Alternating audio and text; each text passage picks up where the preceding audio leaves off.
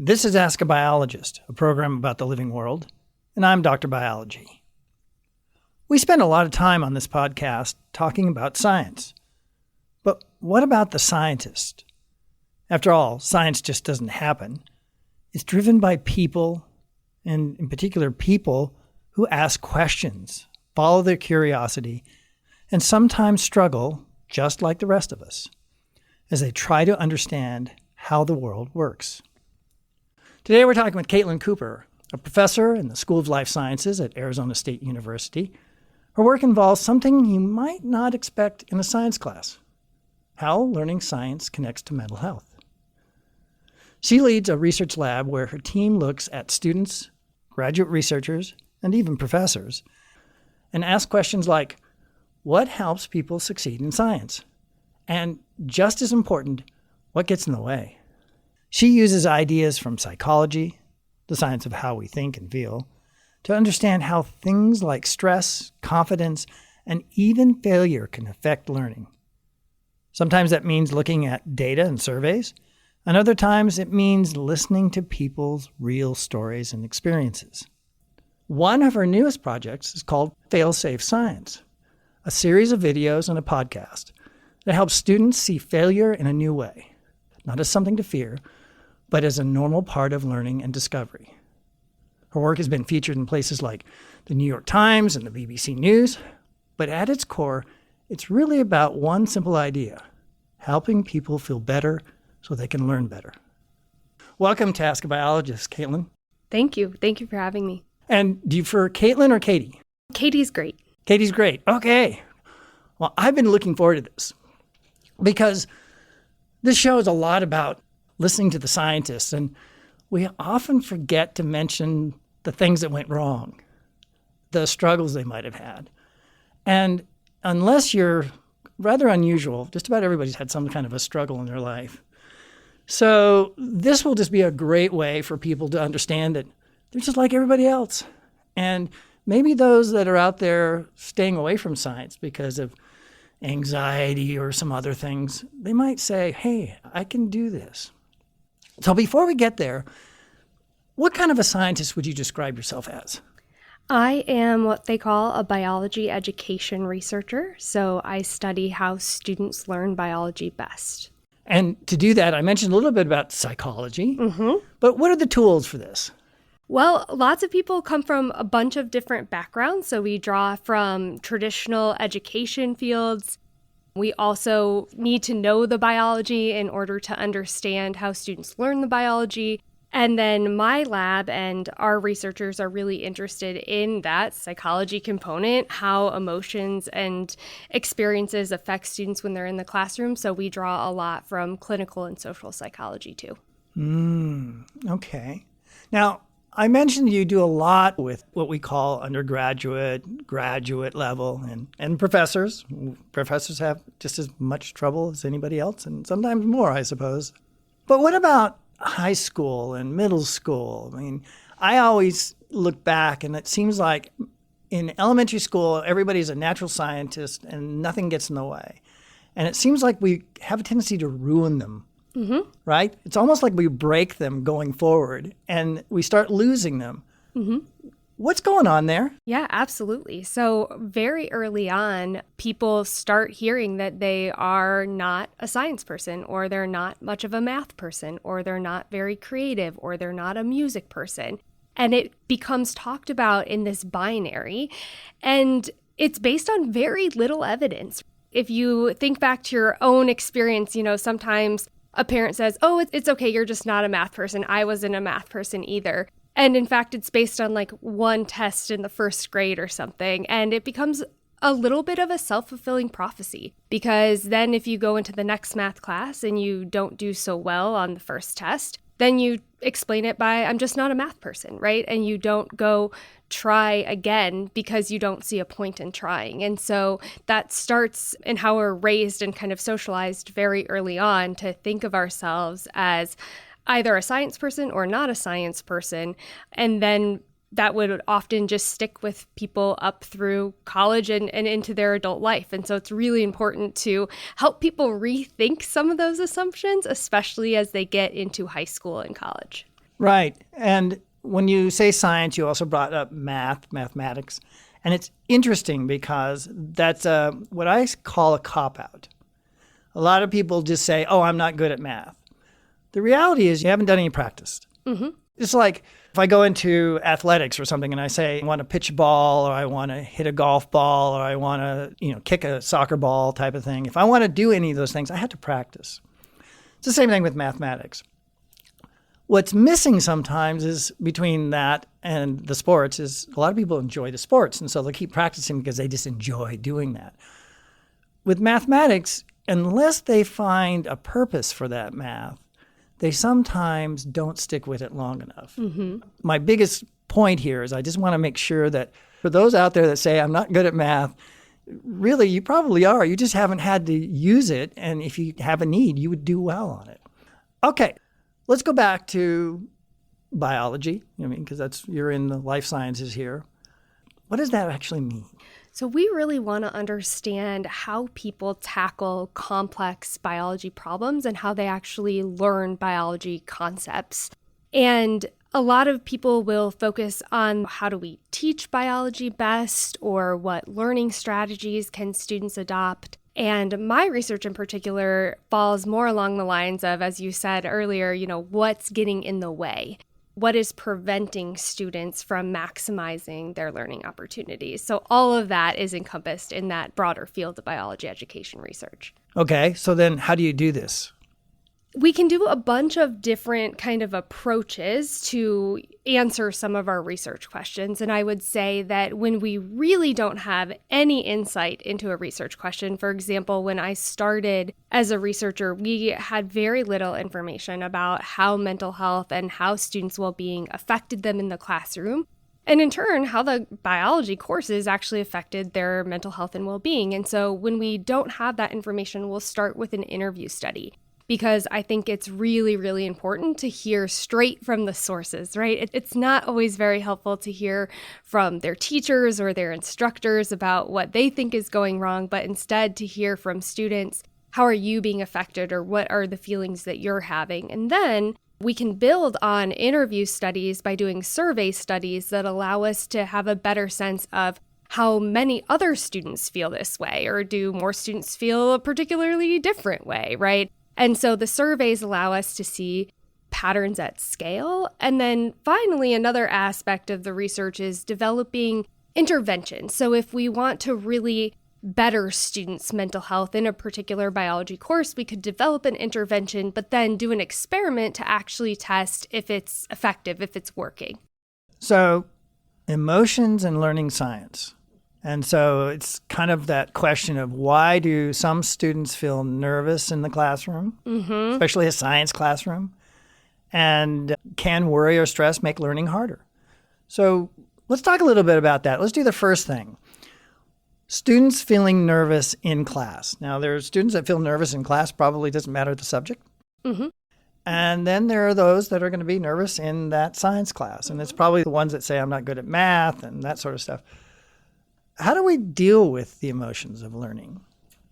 Well, I think it can be really helpful to understand why you're feeling stressed or why you're feeling nervous. And my research has really found that there are usually one of three reasons why is affecting you. So the first is that you don't want to fail, which is a completely normal and reasonable emotion, right? But you don't want to do poorly on a quiz, or you don't want to fail an exam. And if you've been told you're not a science person all your life, or you don't feel like you have the background that you need for a particular class, you're going to feel really stressed and anxious that you're not going to succeed. So that's one reason. Another reason is that we know that students learn really well when they work together and have discussions and tackle activities together. And so they learn better that way than just simply sitting there listening to a lecture. But students have social anxiety, right? There are some people who really don't want to turn to their neighbor and talk and share what they're feeling or share what they're thinking. And this is particularly true if you think about you might share an answer that's totally wrong, right, in a biology class. And again, something about biology is you might look around and everybody around you think is super smart and meant to be there. And so the last thing you want to do is share the wrong answer. And so a lot of stress in biology courses comes from that fear of judgment of other people. And then finally, you might feel stressed if you don't feel like you belong, right? If you don't have friends in the course, if you don't feel like you're seeing other people who look like you, if you don't have people in the class who have similar values to you, that could be very stressful. So if you can identify what is causing the stress for you, then hopefully that's something that you can work with either by yourself or ideally with your instructor or teaching assistants to try to figure out, how do we lessen some of that stress? Yes, and one of the three you mentioned, and it comes up over and over, failure. Mm-hmm. Fear of failure, right? And so making mistakes and failure in science, actually, those are pretty natural, but why are mistakes important in science? And can getting the wrong answer help you learn? Yeah, those are really good questions. Mistakes are so important in science, and that is not the answer we want to hear, right? Because as you said, we hate making mistakes. It makes us uncomfortable. But as scientists, our job is to solve problems and to figure out how things work. And in the journey to figuring out how something works or to solving problems, you usually have to figure out what doesn't work. And that is all part of the trial and error and making mistakes. And so I think for scientists, we have to become really comfortable with making mistakes over time.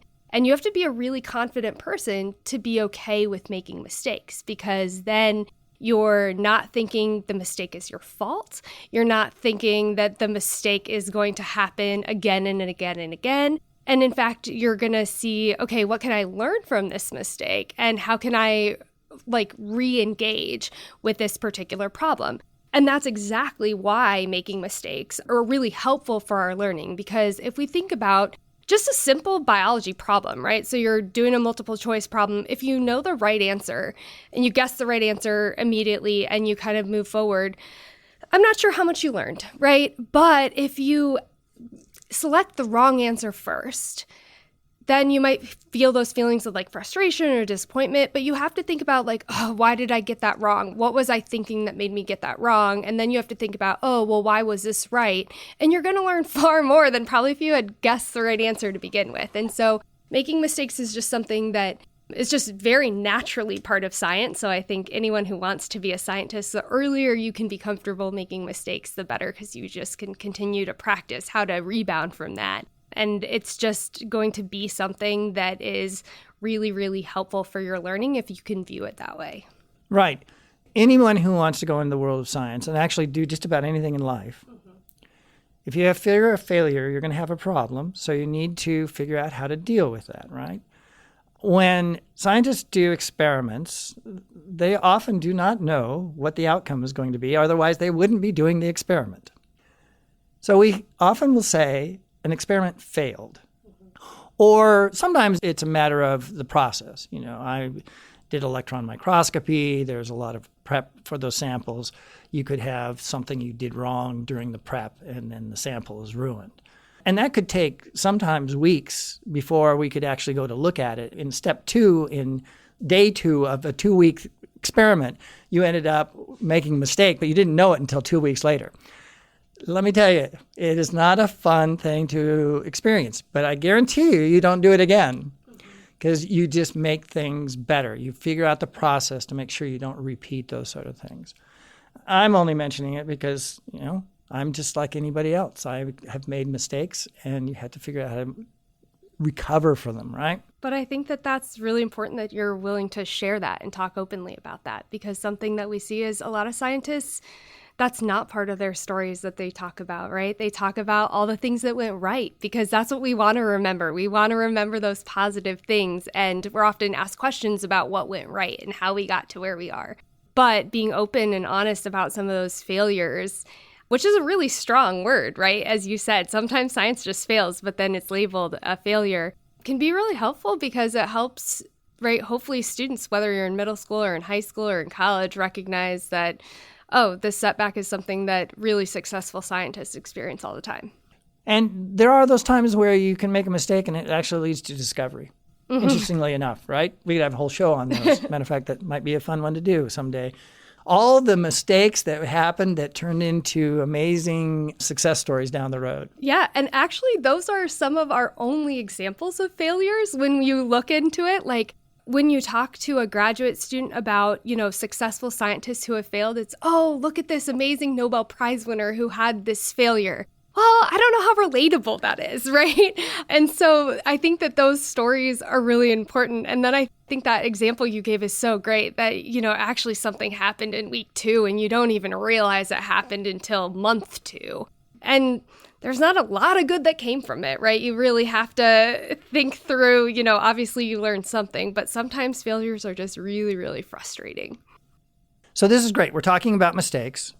And I've already confessed that I've made many mistakes. So I'm just going to say, I've made a mistake. What do I do now? Yeah, so it's really, what don't you do now? How you think about a mistake is going to affect how you end up handling the mistake. Determines a lot about what they're going to do next and how they're going to address the mistake. And so the things that people want to avoid, or at least be aware of, is that when you make a mistake, some people tend to internalize it. They tend to think that this is all my fault and it has to do with something that is inherent inside of me that I can't change. So again, maybe if I did not do well on a science quiz, I would say I'm not a science person. I'm not going to change that. That's not going to be helpful. The other thing that wouldn't be helpful is to globalize that mistake. So to think about all the different ways in your life that that mistake could affect your life. So for example, again, you maybe failed a biology quiz and you might think, great, I'm going to fail this whole class. I shouldn't be a biology major. I should go ahead and change my major. I'm never going to be a medical doctor, etc. So if you're globalizing that little mistake, that's again going to make you feel more hopeless about that particular event. And then finally, it's, how are you looking at this mistake as something that is kind of isolated and it just happened? Okay, I failed this exam or this quiz and maybe I'll do something different next time. Or are you thinking, I failed this quiz, which means I'm going to fail all the other quizzes, and this is never going to change. And so how we view our mistakes, I gave you 3 negative ways of viewing the mistakes, and you can flip that on its head and think about the positive ways of viewing a mistake. But you want to avoid those, and you want to catch yourself when you might fall into that trap of thinking about mistakes like that. Because if you do, you'll feel hopeless, and then it's really hard to go back and fix that mistake and move forward. And instead, we want to be hopeful that that was an isolated incident and we can learn from it and move forward. You also mentioned belonging. Mm-hmm. And that's another piece, because if you can't picture yourself as a scientist, and there are certainly people out there that don't have a role model or someone to see that. How do we address that? Because that's one of the challenges. And one of them we can actually very simply say is women in science, right? Mm-hmm. I'm going to be biased. I think in the biological sciences, we've done a much better job of women in science than some of the others that I will not mention. We have. But let's talk a little bit broader about it. It's not just women in science. No. And in fact, something I study is there are so many of our identities that you can't see, right? Maybe you're religious. Maybe you're LGBTQ. Maybe you struggle with your mental health. You can't really look to your teachers to see, am I represented, right? And yet religion or being LGBTQ or struggling with mental health can be really integral parts of who we are, something that we think about multiple times a day. And what our research has found is that A, students aren't actually alone. Scientists certainly do share these identities. But B, they're often reluctant to share them. Often they think it's just not relevant. And what we know from students, again, from talking to them in some of the interview studies, is it would be incredibly relevant to know a scientist who shares my identity, because then maybe I feel less alone in this community. And so something we study is if an instructor shares something about themselves, say they're LGBTQ, they can do it in less than 3 seconds, right? It doesn't have to be an hour-long story. It can just be, this is part of who I am. And if they share that information, it will actually benefit most students in the class. So not even just students who also share the identity, but most students in the class, because most students in the class also have something about them, and it helps them see the instructor as more human. And so I think that that's something that we all can work on as scientists in figuring out, do we have any of these identities that are concealable, that might even be stigmatized, that we feel comfortable sharing with our students, because we want to normalize that this identity can exist in science. You can be a Christian and you can be a scientist, right? You can be depressed and you can be a scientist. And so I think that sharing that information is really powerful, because we certainly don't ever want a student to think that they don't belong in our community because of who they are. In particular, religion is one of those things that has been typically thought of as polar opposite, science and religion, two different sides. And I would have to say that a significant number of my colleagues are religious, many different kinds of religion. Mm-hmm. And they have certainly figured out how that fits within their mindset. And I think it's great. And it brings in more people that might have felt that it was at odds with what they were feeling. Katie, you started a project a couple years ago called Fail-Safe Science. Now, I'm hoping to go deeper into this in a follow-up show because I think it's so important. But let's talk a little bit about Fail-Safe Science. Yeah, so when we were talking to undergrads and grad students about that fear of failure, right? This comes up all the time. Students really worry about having challenges and setbacks in undergrad and grad school. And when they look around their lab, they do not see people who have failed. And in particular, they often look at their instructors and their research advisors as people who have had this really easy journey to where they are. And it's hard not to assume that, right? Maybe somebody is publishing a lot of papers or they've had a lot of success and you just assume it was such an easy road. And so we were hearing all this from students, and once in a while I would mention it to some of my colleagues, and my colleagues' responses were always to laugh because of how difficult their own journeys were, that it seemed like so ridiculous that anyone would assume that they didn't struggle. And so we thought that that was such an interesting dichotomy. We have all these students who assume all these scientists have had this really, really easy, wonderful journey. And we have all these scientists who say, oh my gosh, not at all. I failed so much. I struggled so much. I failed my comprehensive exams in grad school, or I failed my first biology class ever. And it was just clear that no one had ever asked them to share this information. And so we started asking scientists if they'd be willing to make short videos, under 15-minute videos, sharing about a time that they really struggled. And not all of it's failure, right? It could be going through grad school while becoming a mom, or it might be you failed your comprehensive exams, or it might be you didn't know how to write when you got to undergrad and you had to learn how to write, which is actually a really difficult thing to learn how to do. And so there are all these challenges that we have scientists talking about. And the whole purpose is to normalize setbacks and challenges and help people realize that there is light at the end of the tunnel and that you can become this really incredible scientist. And also to help people realize that when you look at somebody, you're not seeing the full story, right? You're seeing the Instagram version of the scientist as opposed to the real life version and all that they've gone through. And we'll be sure to include a link in the show notes so that people can go check out Fail-Safe Science. Okay, I want to take a break. If you like this kind of podcast and if you want to hear from more experts in their fields, check out Lab Coat Optional, another podcast from Arizona State University. For each episode, host Pete Zoroka talks with researchers tackling real-world problems, from water policy and energy demand to national security and digital privacy, without the jargon and definitely without the lab coat. Find new episodes every other Wednesday, wherever you get your podcasts. Well, Katie, I don't let any of my scientists get out of here without answering 3 questions. This is something I borrowed from James Lipton in Actors Studio. I'm not going to ask the same 3 questions that he does. I'm going to ask ours. So the first one's going to be a little bit interesting because the first question, I'll tell you what it is. When did you first know you wanted to be a scientist? So now here's the question. When was it that you first knew you wanted to be a scientist? Or did you realize you were going to be a scientist? I went through undergrad 100% sure that I was going to become a medical doctor. And in fact, I went to med school for a year and ended up figuring that I absolutely did not want to become a medical doctor, but that I loved the physiology. And so I made one of the hardest decisions I've ever had to make, which was to leave med school after my first year. I would say during that whole time, I'm not sure I would have considered myself a scientist. I was very, very focused on just becoming an MD and saw science as kind of a path to that.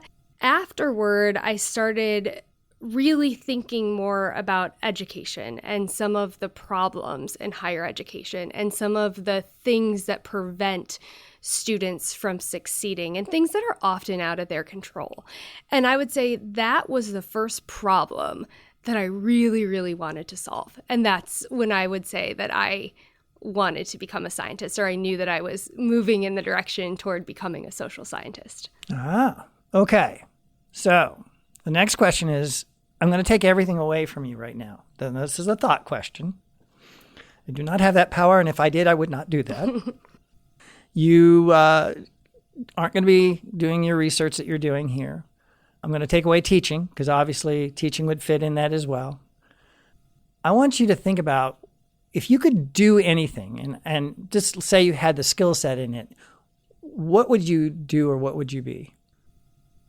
This is a hard one.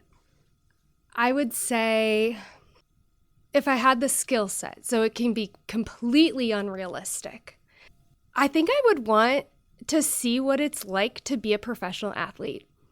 I love watching women's basketball. I think how hard people train and the extent to which they're able to push themselves beyond what they perceive their limits to be is somewhat similar to what we do sometimes in science. It's just so conceptually different when it has to do with your athletic ability and performance. And that has always been something that I don't at all understand, because I'm really not.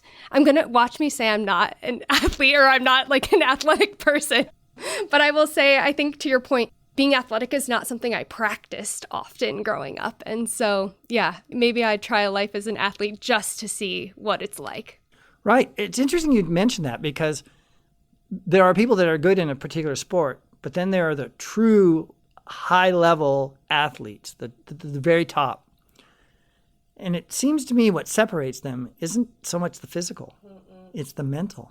This gets back to the idea of how you deal with the mental psyche, right? Yeah, absolutely. Like, I think it's so interesting that in sports, right, having a sports psychologist is so regular and normalized now, and they're highlighting how important it is to performance. And yet we're just now figuring this out in academia, right? That maybe we need some academic psychologists to help us figure out how to boost our performance. Right. Okay, so now the last question, and I'm actually going to have you answer it two ways. Okay?